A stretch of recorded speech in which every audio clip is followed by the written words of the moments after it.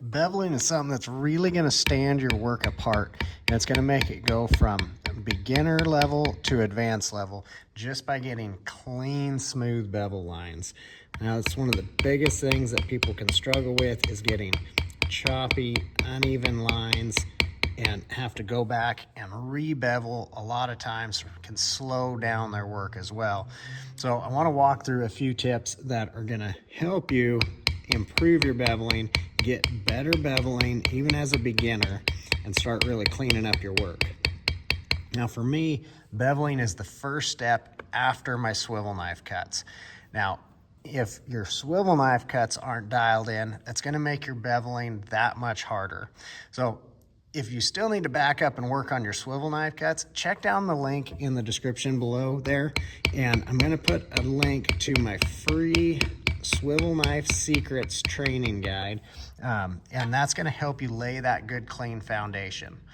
But once we've got our cuts laid in there and we go to this beveling, we want to be able to bevel that all the way through the first time and not have to go back and re-bevel. But I want to break down just a few things that are happening with my bevel that can get missed or overlooked when you're just watching me run it to begin with. So one thing when people try to start, they're emulating or trying to replicate, copy what they see somebody doing, either in person or on a video like this. And there's two things that you're seeing here. One, you're seeing this tool move along from side to side, and then you're probably hearing, I don't know if I'm zoomed in so far you can't see it, but you're hearing that tapping on the tool, right? And the problem is people get to really try to tap fast to try to work just like you're seeing somebody do like that, but we don't have a right hand and left hand working together yet.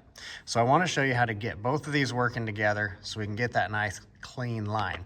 Now this bevel, this is nothing special. This is a beginner bevel. This is out of our deluxe beginner tooling kit. So this is the large bevel out of that kit.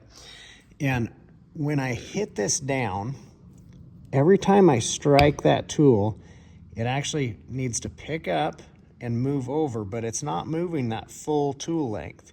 If we go the full length of that, we can start getting some of these choppy lines in there, those little lines in the middle of that. We don't want that, right? Now we can go clean those up.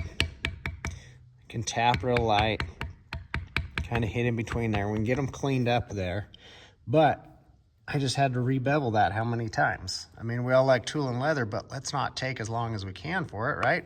Let's get it done the first time so we can go tool more stuff. So I strike it down. I have to pick up pressure so it can come out of the leather. I'm not just dragging it through here. That's where people will fight it. They'll be pushing down so hard and trying to drag it through there. For one, your leather is going to want to move on you. But two, it's not going to want to pull through there. And then when it does, you jump too far or not enough. You'll hit it a few times here and then jump, hit it more here. So we want to just barely move it. It's picking up and just barely moving each time. Now I'm over exaggerating here how far I'm picking this up, just so you can see how little it moves each time.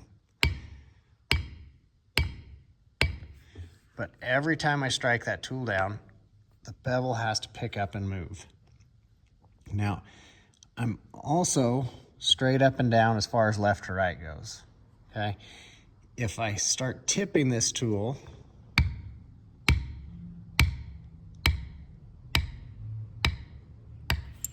you can start getting some of that choppy look in there as well. We don't like that. So, I'm gonna go back and clean this up, tap real light, move along there.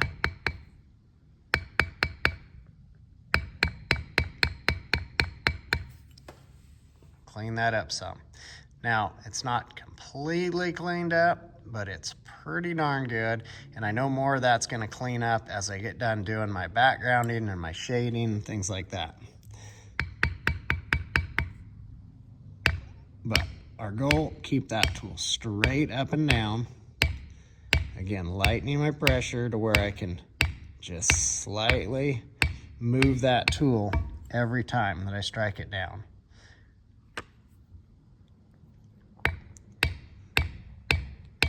Now that's all good and well for straight lines, but gosh, what about we start getting around these curves? How is that gonna work there? So for one, I'm gonna turn this over real quick because I wanna bevel some of these shorter lines in here, some of these curved lines, but I always want my tool facing to where that flat side of the bevel is towards me so I can see it in my line. That's a lot less risk of me jumping out and over those lines when it's facing me like that. So I'm gonna turn this around and now start beveling around here. So when I come around a corner,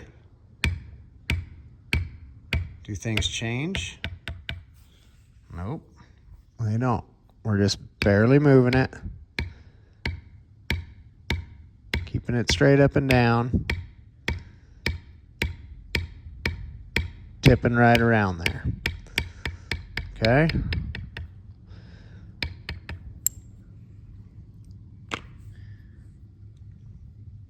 Continue. Work right around here.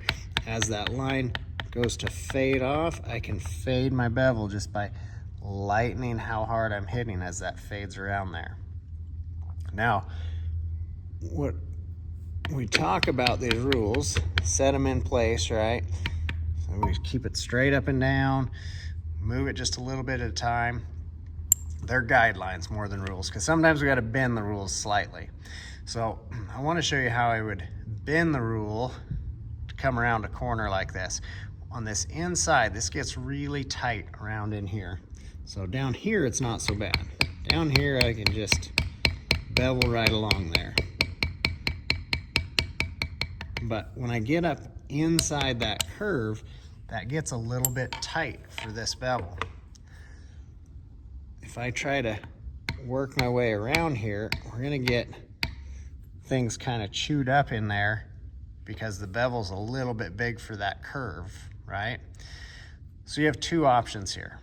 Number one, we would size down, grab the small bevel. If you have the beginner's kit that we have, you just grab the small bevel. It's a little bit narrower and you could fit around in there.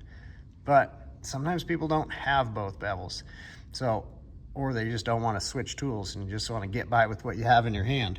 So to get around this tighter corner, I can actually tip that tool, do exactly what I just told you not to do, but this is why we would do it in this instance.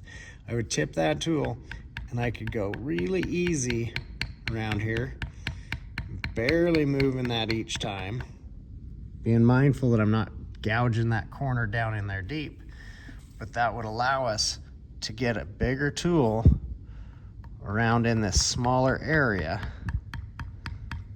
without chewing up leather that we don't want chewed up.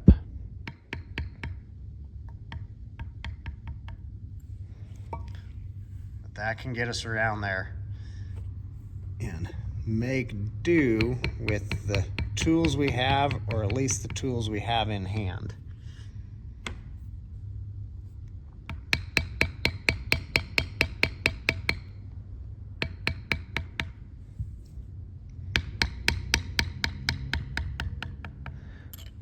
So keep a few of these tips in mind as you're working through your beveling, wanting to improve, take your tooling up to the next level.